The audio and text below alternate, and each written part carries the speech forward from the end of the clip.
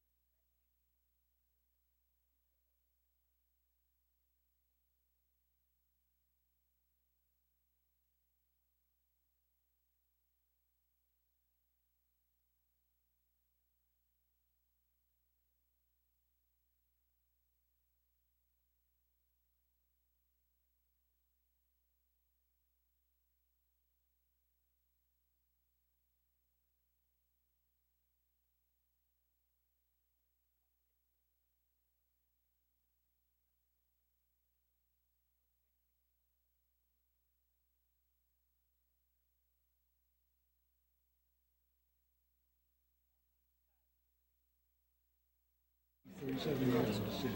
Mm-hmm. That's enough.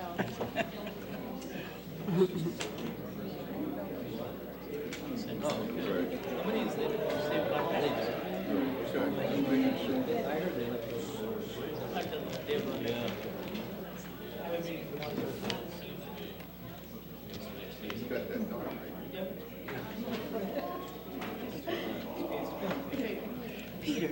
Yes, Steve?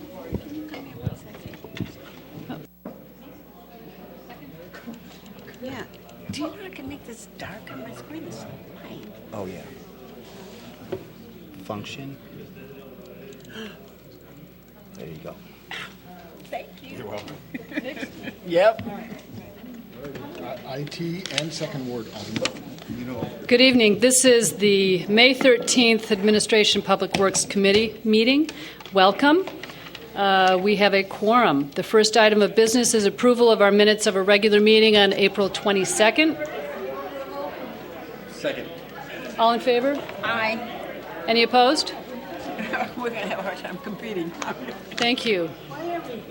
I know. Because you're Tell Janot it's his job to keep the door closed. We'll get down to business while the party continues.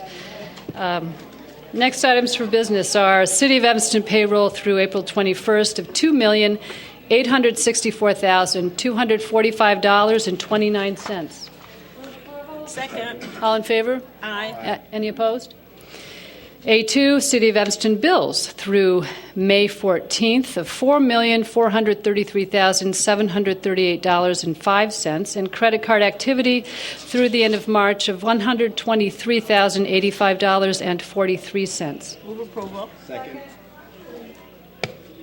And we will pause to review responses to Bill's inquiry. And enjoy the ambiance.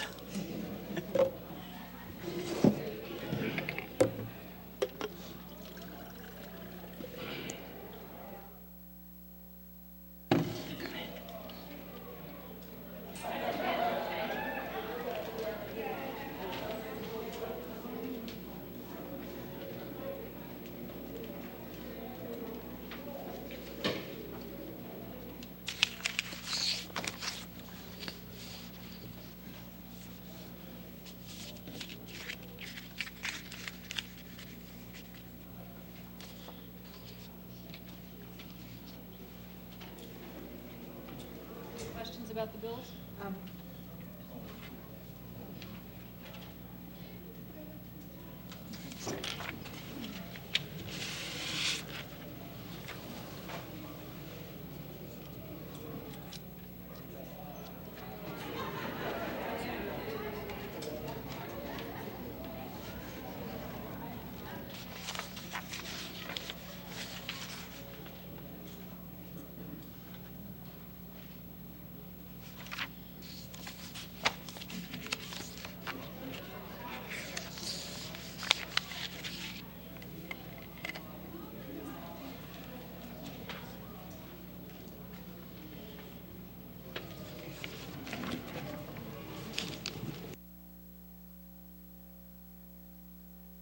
I had reviewed them before. Yeah.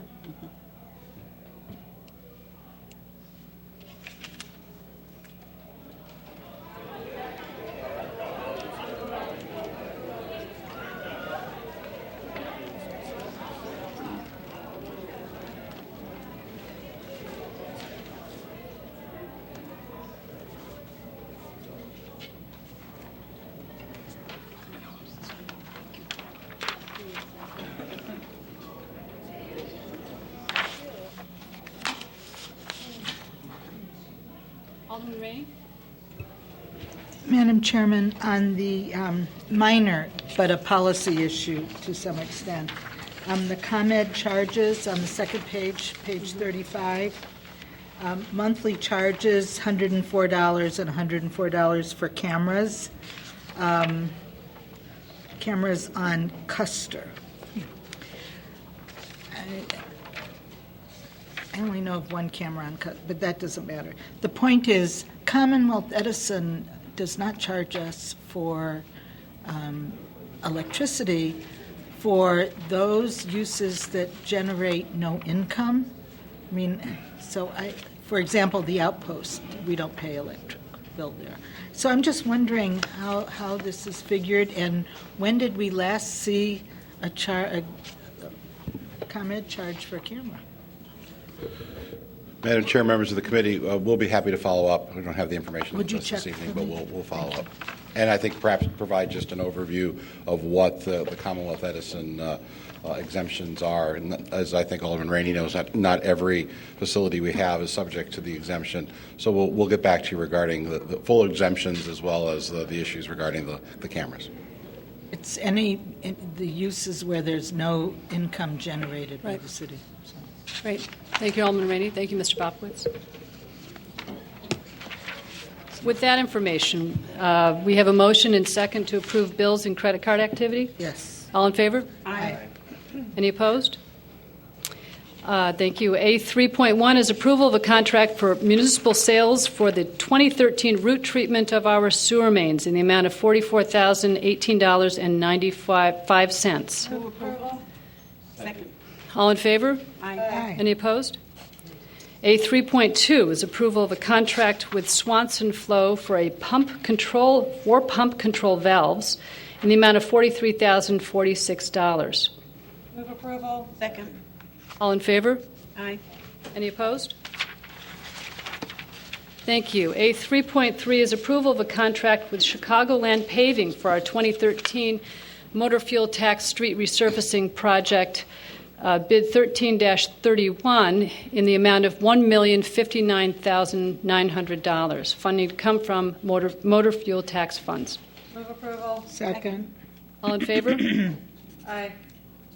Other favors? Aye. Aye. Any opposed? Thank you.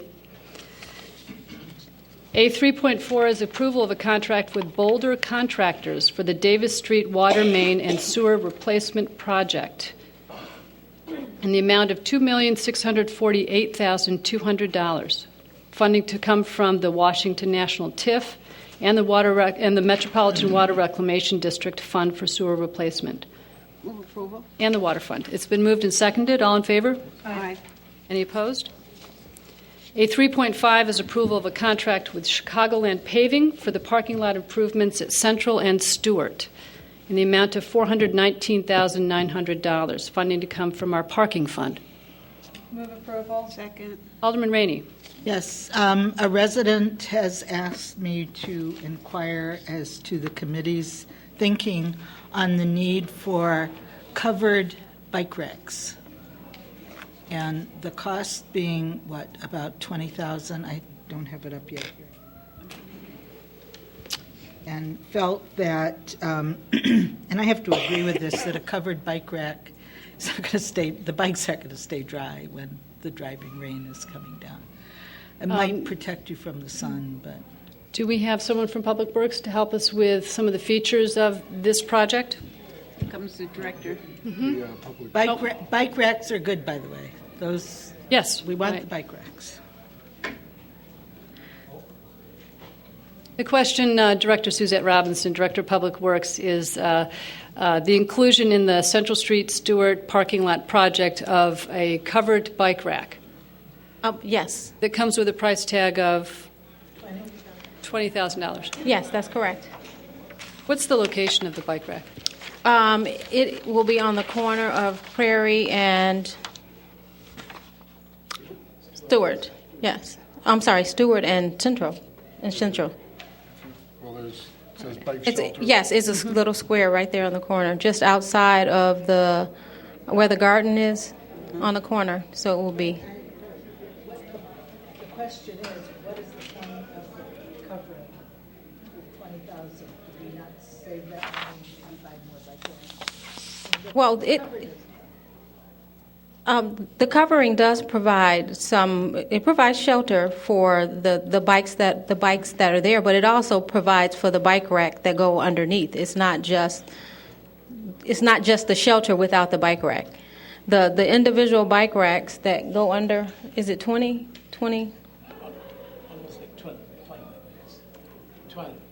12. There'll be 12 bike racks for 24 parking spaces that would be underneath, incorporated in that as well. My question had to do with the utility of the cover Mm-hmm. at that price. It doesn't keep any bike dark. What's good for that? Well, it does. It keeps the bikes out of the weather. That's what it's designed for. I mean, they have them in Chicago. If you ever are on the metro, you'll see. But when the rain comes down in Chicago,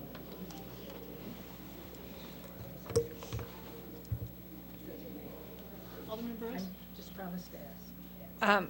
We actually discussed this previously, not on this lot, but for covered bike racks in downtown. And I believe the discussion was very similar to Alderman Rainey's point of why are we spending the extra money on the covered racks and versus using that money to have more racks throughout the city.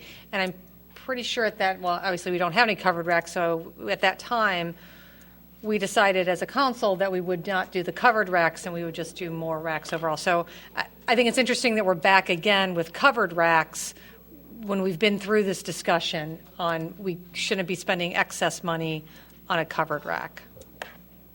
Well, actually, the Church Street project was included with a covered bike shelter as well. There's two covered bike shelters that were approved as a part of the Davis Street protected bike path. We did not install the protected Right. the protected bike shelter. We did not install the bike shelter on Church because it was supposed to go adjacent to the. It would have been the space was actually allocated in front of Andy's Frozen Custard, which is where there was a nesting uncovered bike area there. But the shelter itself would block the sign, so we actually relocated that to the library sidewalk on Orrington. This one was originally supposed to be at Sherman and Clark, and it was going to go there, and then we talked about not doing it. So what's the cost difference between a sheltered bike rack and a regular bike rack? I don't. I'll have to get that for you. I'm not really sure. You know, again, I think it just goes to the point of I understand I'm pro-bike, lots of bike racks, but financially, I'm just not sure that having a covered bike rack is the best use of our funds. Where people are asking for bike racks all over the city. We have a business on Dempster that is asking desperately for a bike rack near her business and is getting a lot of pushback to get a bike rack near her business. I would think that we could reduce, instead of having a covered bike rack, we could use that funding to do more bike racks, such as for this business.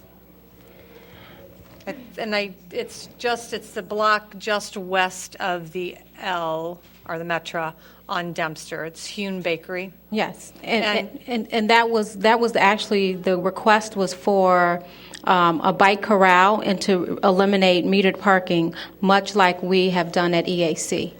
And the metered parking spaces in that area, when we came to council to ask about the bike corral concept, we got approval to perform a pilot. Then what we wanted to pursue, and that's where the bike shelters actually came back to as a part of the discussion. The bike shelter that we were recommending was in metered spacing on Clark and Sherman. Right. And that's why it was not just the shelter, that it was the idea of the bikes taking up the metered spaces, that the whole package was. I'm pretty confident we had the discussion about the sheltered bike racks as well, and I'm sure that we can get the minutes from those meetings. Yes. Director Thomas, do we have any other bike facilities in that stretch of the business district on Central Street? Director Robinson. Robinson, sorry. Director Robinson. Thank you. Do we have any other bike facilities in that stretch of the business district? For Central? Yeah. No, we do not. And it's a combination of, it follows the same concept of the bike shelter, quite honestly. It provides sheltering for the bikes. We're putting air pump stations in there. It's a place to go out of the weather, much like the bus shelter. It follows the same concept and design of the bus shelters. So that was the idea. With regards to this shelter in particular, this was designed to be kind of the first one, and we went and had a conversation with Alderman Grover. We thought this would be a good opportunity to do that. We're putting in permeable sidewalks, so there were some sustainability elements that were already associated with the car charging station, and we thought this would be a great opportunity to have basically a greener alternative, not just a place to park cars, but also a place to park bikes. What happened? Arguing the point about the bike racks. I don't think anyone's against the bike racks. It's about the extra cost of the sheltered bike racks. So let's be really clear. This is not against cyclists or bikes. It's about the sheltered. So I want to make sure that we're not confusing those two things. Right, and regardless of what kind of bike facility goes in here, we will have bike parking at this location on the parking lot. That's correct. It's intended all along for us to have. My only regret is that Central Street is not wide enough to accommodate bike lanes, because we certainly get a lot of bike traffic in that area. It's very congested and packed with cars generally. We're looking to facilitate and encourage bike traffic to that business district. Absolutely. As well. Alderman Rainey? Well, I think I'm going to change my mind. Since this is Alderman Grover's special bike shelter, it's really a test, right? I mean, it's a little different than any of the others. What I would like us to do, though, is to take some time and visit it from time to time and see if it is the greatest bike shelter in town. And if it is, then we'll keep doing it. If it's not, I think bike racks are must-haves, and the shelter is nice to have. So I would really like us to check it out and maybe put on your tickler file someplace to come back and tell us how it's working. Okay. The way I saw it, this was an opportunity to take this really pocket parking lot and do some sustainability features, the permeable sidewalks around it. We're preserving a community garden, can never touch the community gardens. Bike facilities, this will have the double iGo car charging station with the solar canopy, which turns out to be much bigger than I thought it was. And some other nice amenities to support just not only the business district, but traffic along there.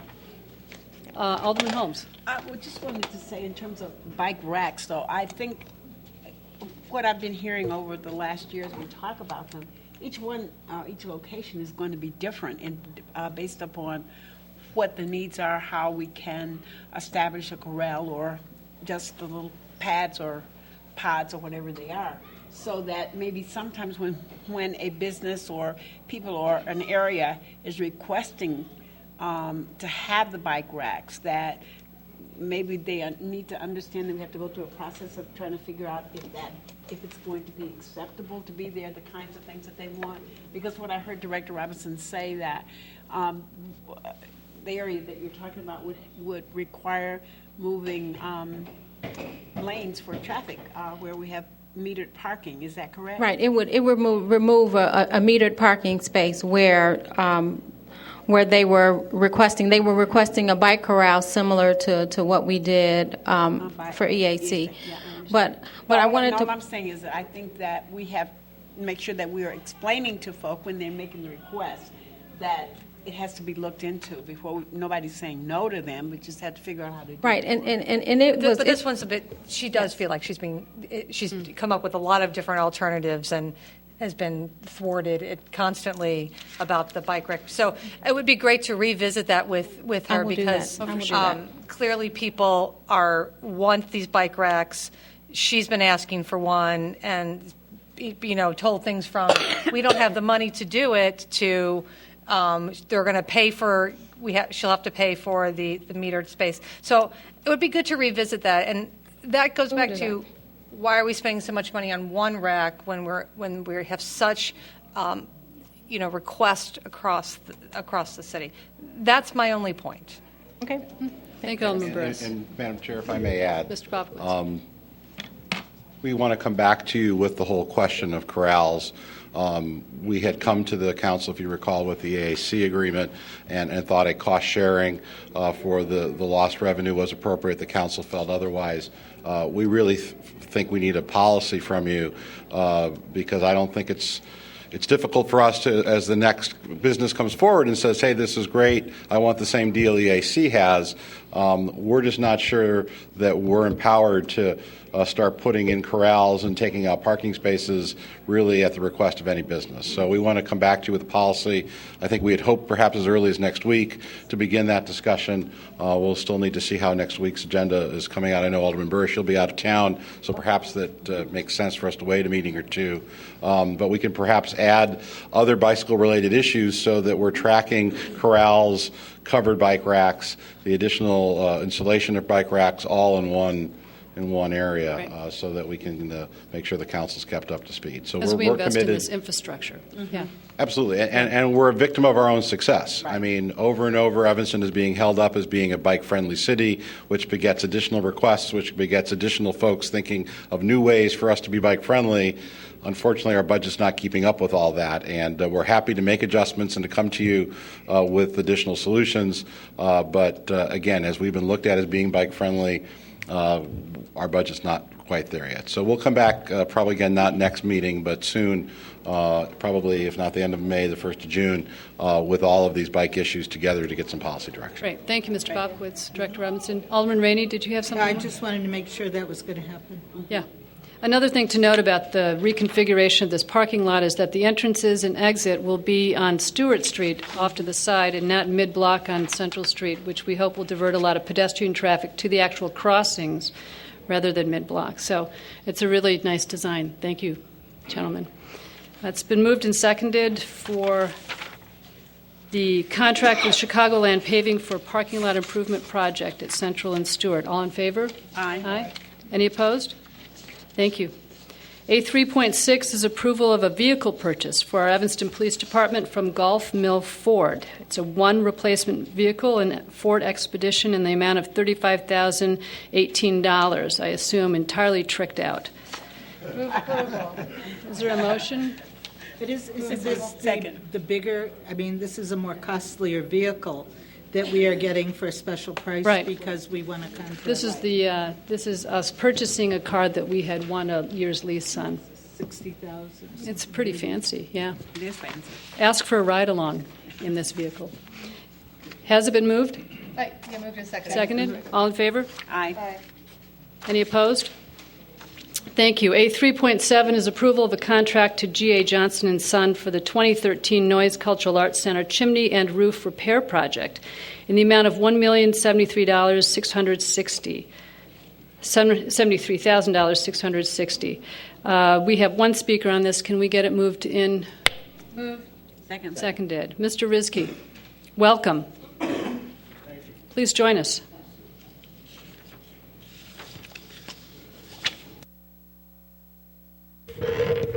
Another 4 years, okay.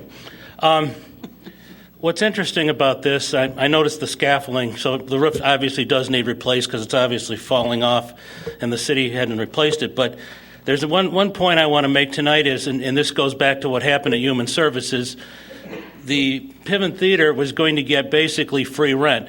And I heard Mr. Bobkowitz say he wasn't really going to get the money if you don't go through with this, and that, I believe, was about $60,000 in rent. He basically said they were going to provide in-kind services. So if you decide not to do this, I mean, we could get $60,000 here to help pay for this roof rather than take it out of the capital improvement funds. So I think what I'm hearing is that some of you aldermen had asked him, You said, are they going to collect the rent? Well, I heard him say they're not going to collect the rent. It's going to be in kind. So we're not going to get any money. So that's money we won't have to do this roof. So that's money we need to find from somewhere else. And I don't know if you heard that or not, but that's what I heard. So maybe he can come up here and tell you what he's going to do. But obviously you don't have money because you're not taking some of the bid alternates anyway that are there. And I haven't gone through those all, and I can't honestly tell you that I would agree with each one or not. I mean, I don't have unlimited time to look at everything you're doing, but I think that $60,000 is important, and you ought to make sure that you collect the rent and not let it go away because you don't have money. You keep talking you don't have money for bike racks or this and that. You don't have a lot of money, and things are a lot worse than you think, so thank you.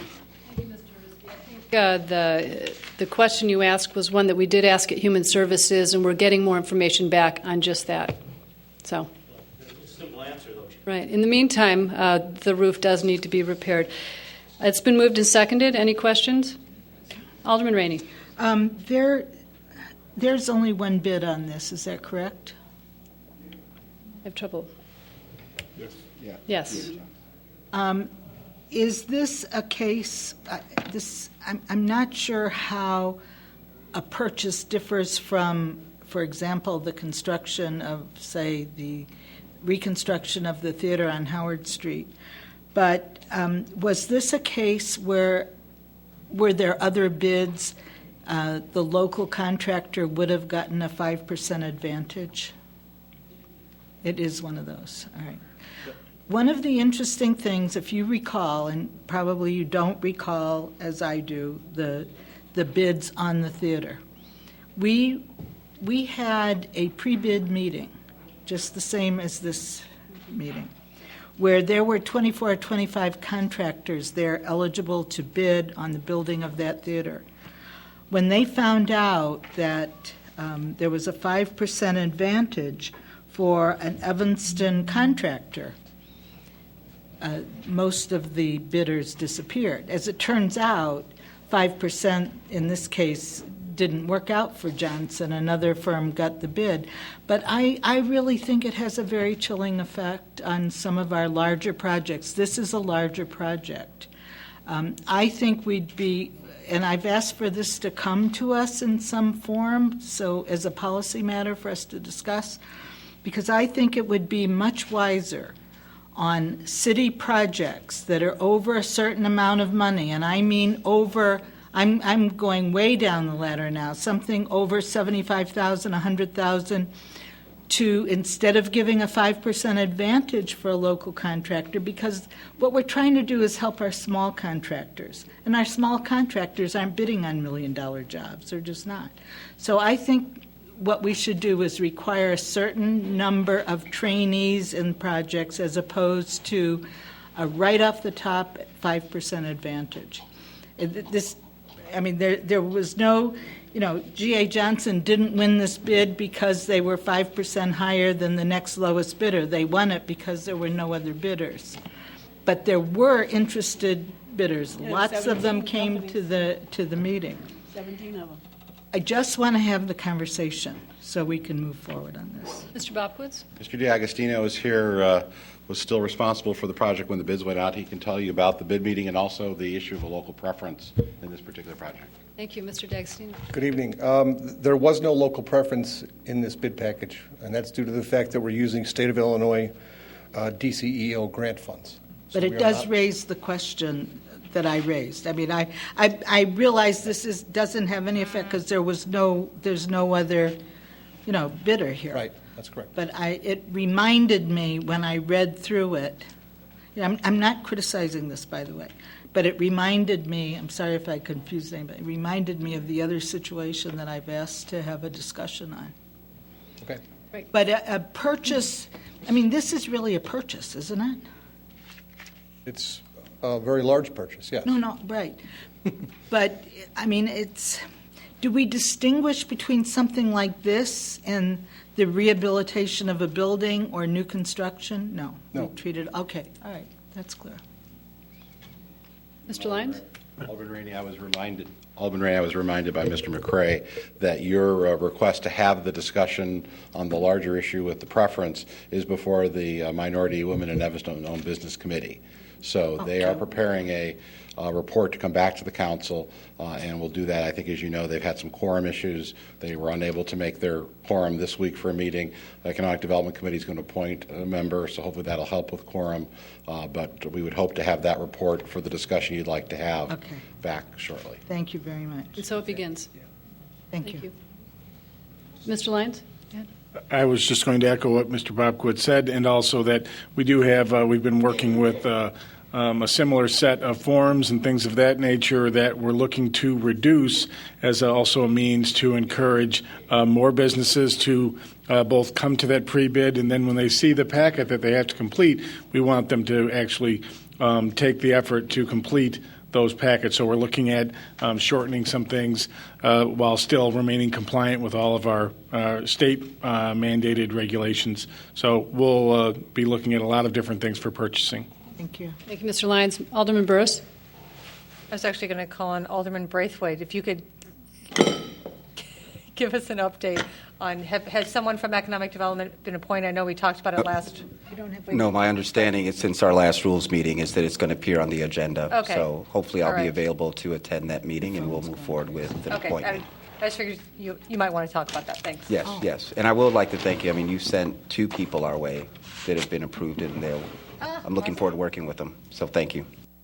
Great. All right, A3.7 has been moved and seconded. All in favor? Aye. Aye. Any opposed? Thank you. We'll record Alderman Braithwaite as an aye. Yes. No.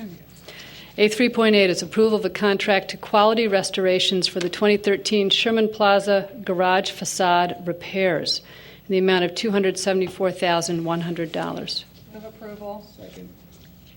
All in favor? Aye. Aye. Any opposed?